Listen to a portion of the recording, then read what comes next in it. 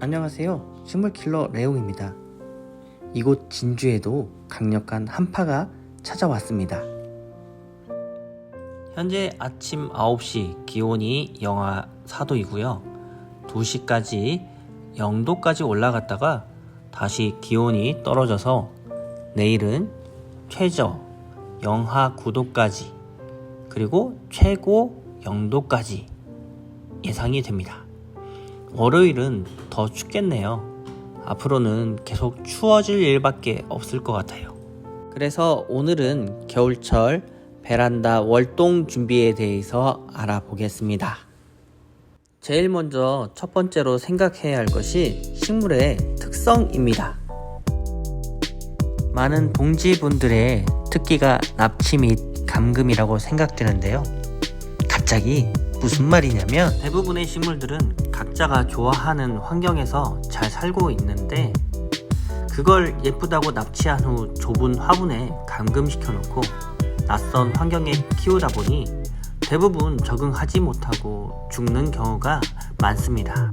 고온다습한 지역에 살고 있는 친구들도 있고 척박한 사막 같은 곳에 살고 있는 다육이 종류도 있는데 우리나라는 사계절이 뚜렷한 지역이다 보니 이런 친구들이 적응하기 쉽지 않습니다.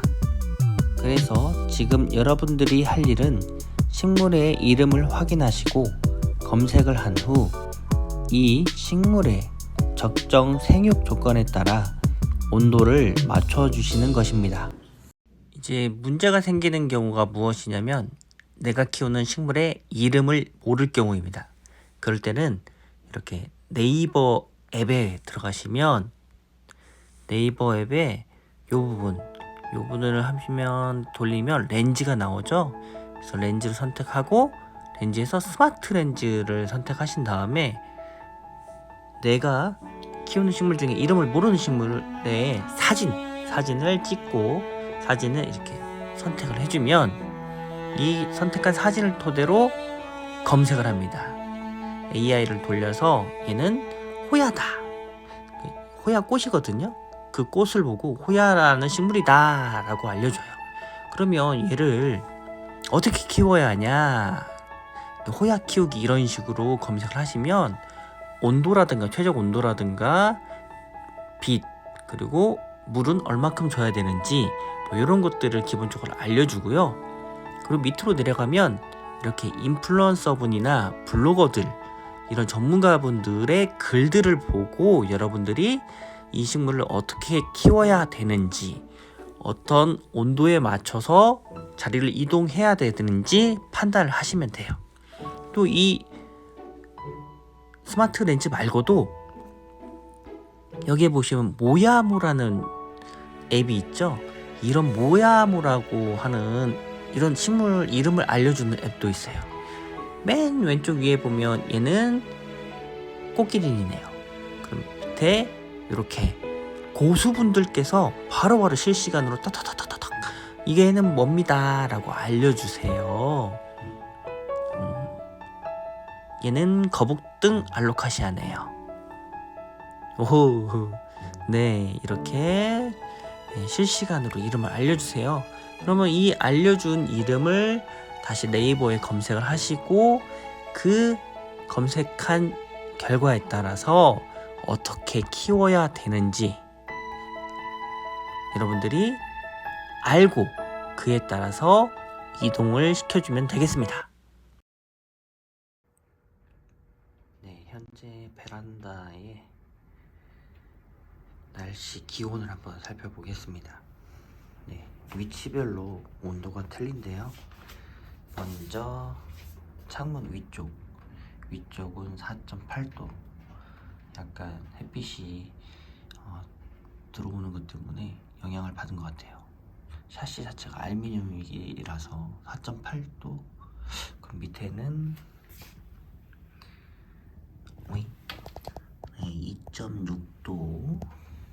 그리고 이쪽을 한번 볼까요? 네, 떨어진 쪽에 스티로폼을 받쳐놓은 데는 8.7도. 맨바닥은 8도. 그래서 위로 올라갈수록, 그리고 창문과 떨어질수록 기온이 높다는 걸 알 수가 있었습니다. 그리고 베란다 단열을 위해서 창문에 뽁뽁이를 붙여주시면 약 3도 정도 보온 효과를 볼 수 있습니다. 바닥에 어쩔 수 없이 놓으셔야 하는 경우에는 이렇게 바닥에 스티로폼을 받쳐주시면 좋아요. 이런 식으로 스티로폼을 여러 개로 받쳐놔도 좋고요.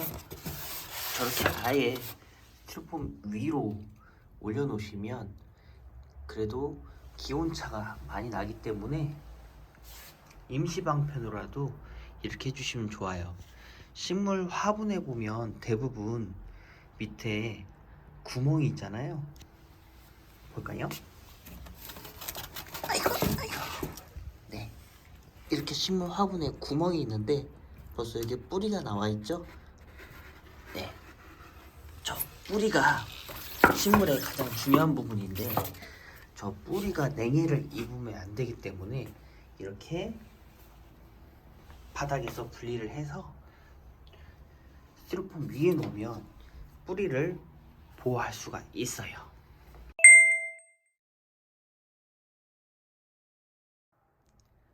자, 보면 이쪽에는 창문 쪽에 보면 물론 다 창문에서 멀리 떨어진 쪽에 놓으면 좋겠지만 식물마다 각각의 특성이 있습니다. 이 호야 같은 경우는 적정 온도가 약 20도 정도 되는 기온에서 키워야 하는데 문제는 이 친구들이 춥다고 해서 방 안으로 들어가거나 또는 이렇게 햇빛이 잘 안 드는 곳에 위치를 하게 되면 이 호야 같은 경우는 꽃을 피울 수가 없습니다. 여기 보시면 이렇게 아까 호야 검색할 때 꽃을 보셨죠? 네, 여기 보니까 이렇게 꽃대가 맺힌 부분이 있어요.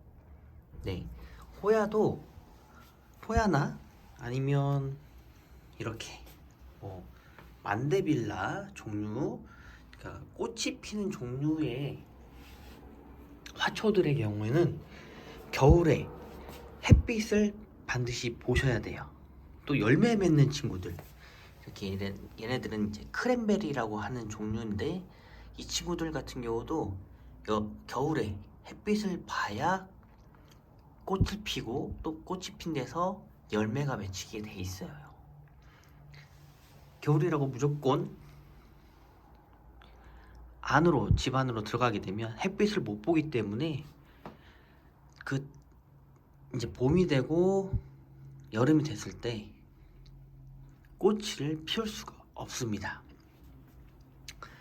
여기 보면 이렇게 관엽식물들이 있어요. 이제 줄기나 그런 걸 보는 친구들, 햇빛을 싫어하는 친구들. 여기는 스킨답서스 종류들.